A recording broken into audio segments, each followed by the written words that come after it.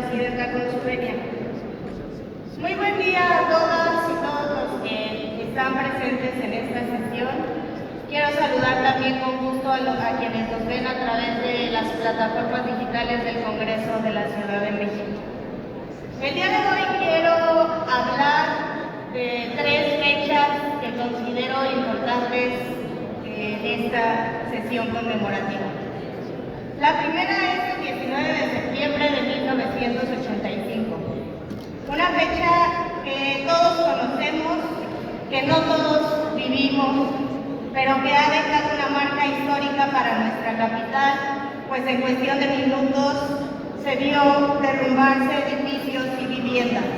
Es decir, además de eso se derrumbaron sueños y proyectos de quienes perdieron la vida y también el patrimonio de muchas familias. El saldo fueron familias incompletas y desamparadas ante la pérdida de su patrimonio. Un sismo ha logrado lo que ningún partido político ha hecho: unir a miles de capitalinos para salir adelante juntos. Los órganos de gobierno se vieron presionados y comenzaron un trabajo en conjunto con la sociedad civil para la reconstrucción a través del programa Renovación Habitacional Popular, mismo que comenzó sus operaciones tan solo 24 días después del sismo, pues fue publicado en el Diario Oficial de la Federación el 14 de octubre de 1985. La sociedad y el gobierno crearon lazos de coordinación para reconstruir su patrimonio, así como también se comenzó a tener una visión más amplia sobre lo que hoy conocemos como la protección civil, ya que 8 meses después del sismo, el 6 de mayo de 1986, se publicó el decreto por el cual se crea el Sistema Nacional de Protección Civil. Hoy, un referente mundial por la coordinación y la articulación de los tres órdenes de gobierno para la prevención de desastres y la atención de emergencias. Este sistema ha tenido una gran importancia en nuestro país, pues su labor es realizar acciones coordinadas para la protección de la población contra los peligros de origen natural como son sismos o huracanes, o aquellos originados por la actividad humana y que pueden ocasionar un desastre. Aprovecho esta tribuna para enviar el reconocimiento a esta dependencia, pues el 19 de septiembre se conmemora el Día Nacional de Protección Civil. A todas y todos, gracias por su compromiso y trabajo. Actualmente tenemos protocolos de actuación ante un sismo. Los simulacros y los parlantes instalados con la alerta sísmica son herramientas que las y los capitalinos tienen para tomar medidas ante un sismo. Aquí me gustaría recordarle a las alcaldías que en este Congreso se aprobó un punto de acuerdo para que estos altavoces también estuvieran dentro de los mercados públicos, lo cual ninguna alcaldía ha visto como una prioridad. Por otro lado, tenemos el 19 de septiembre del 2017. Se conmemoraban 32 años del terremoto de 1985. A las 11 horas se realizó el simulacro. Todo parecía un protocolo más de protección civil. Todo parecía transcurrir con normalidad. Regresamos a nuestras actividades con la tranquilidad de que era otro día más, otro año más, otro año recordando aquellos acontecimientos de 1985. A la 1 de la tarde con 14 minutos, un movimiento telúrico nos sorprendió. Las alertas sísmicas no sonaron hasta que el sismo tenía 1 minuto de estar en desarrollo. Los protocolos, muy pocos los seguimos. El miedo y la desesperación de vivir 32 años después un mismo episodio invadieron de miedo, adrenalina y tristeza a quienes ya habían pasado por este capítulo. A quienes no lo habíamos hecho, pues tuvimos la fortuna o la desfortuna de vivirlo por primera vez. ¿Coincidencia o casualidad de un día sísmico? Dos intensidades diferentes, pero daños iguales e irreparables. La Ciudad de México volvió a ser declarada en estado de emergencia. Un sismo de 7.1 grados vino en 2017 a demostrar que la ciudad de la esperanza, innovadora y de derechos, había dejado en el abandono aquellas viviendas que desde 1994 no departamentos, unidades habitacionales y predios que cumplían el propósito de dar una nueva vivienda a quien lo había perdido todo en 1985, volvieron a sufrir daños.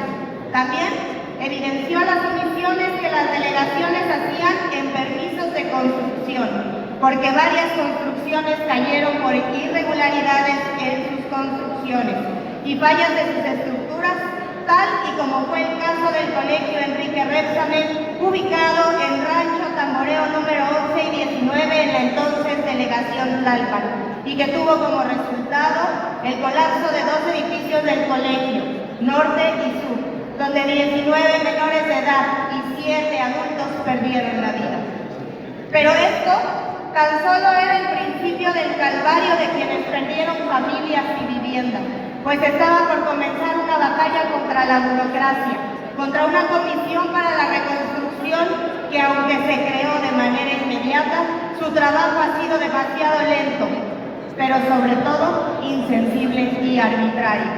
Y es que tal parece que esta comisión ha usado la propia ley de reconstrucción como cascajo, ya que no ha cumplido con lo establecido con lo señalado en su artículo primero, fracción primera, garantizar el pleno ejercicio de los derechos de las personas que sufrieron alguna afectación a causa del sismo, a través de las acciones del gobierno de la ciudad, con la finalidad de restituirlos en su entorno, su comunidad y su vivienda integralmente.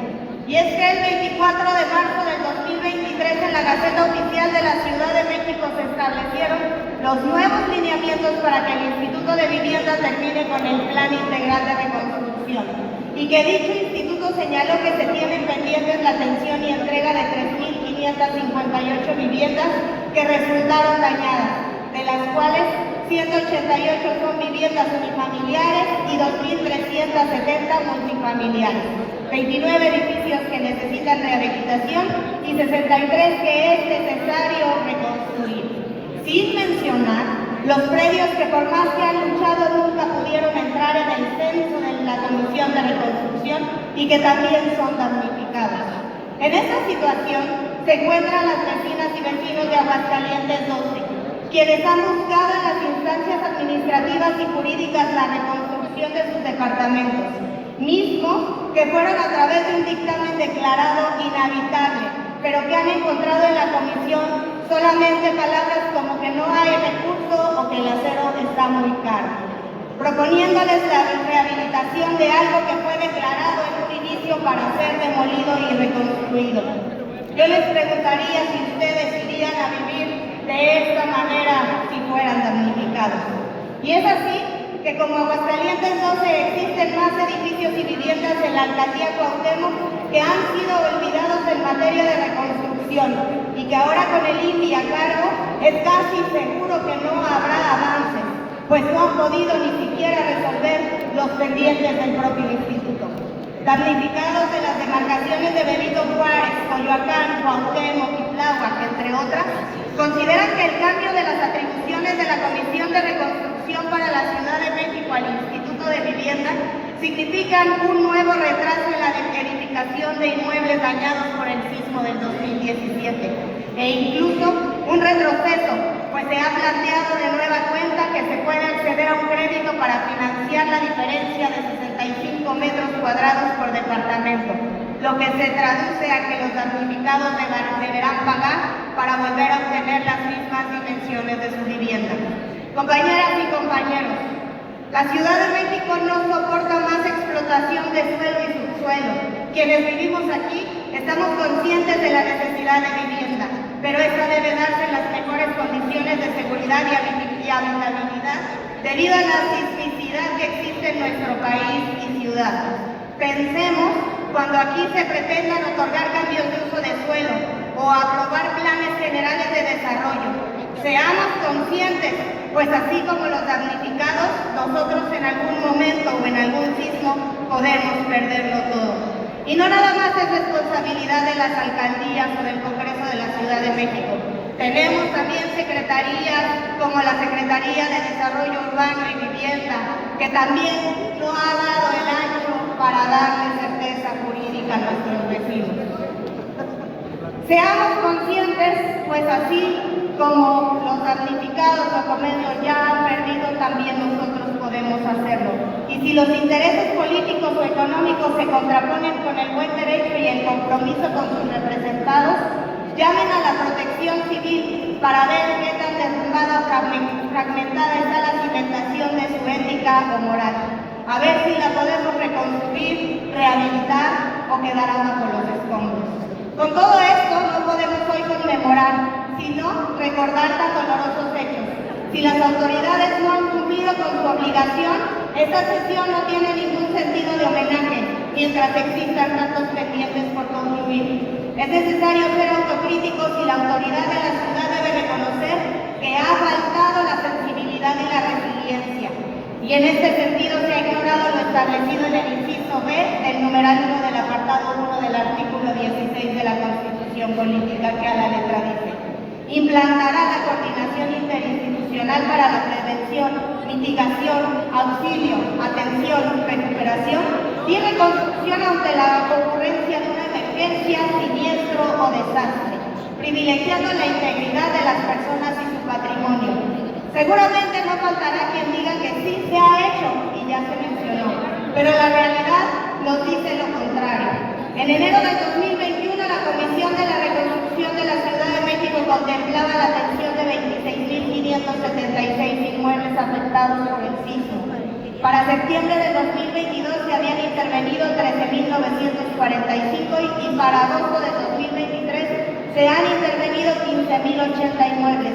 Es decir, faltan por atender 11.496 inmuebles, lo que se traduce en 11.000 familias que aún viven en la calle, más de 11.000 familias que siguen recorriendo oficinas gubernamentales, topándose con trámites y obstáculos, gracias a la insensibilidad de las autoridades que han hecho un tema de reconstrucción solo un discurso hueco y vacío, pero no en una realidad para esas familias sin que se ejerzan los recursos que ahí estaban para la reconstrucción.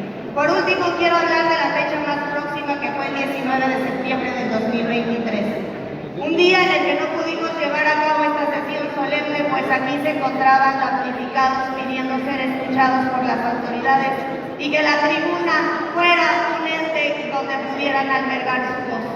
Y ahí sí tenemos la responsabilidad, pues hubieron diferentes tipos de diputados. Primero, los diputados que brillaron por su ausencia.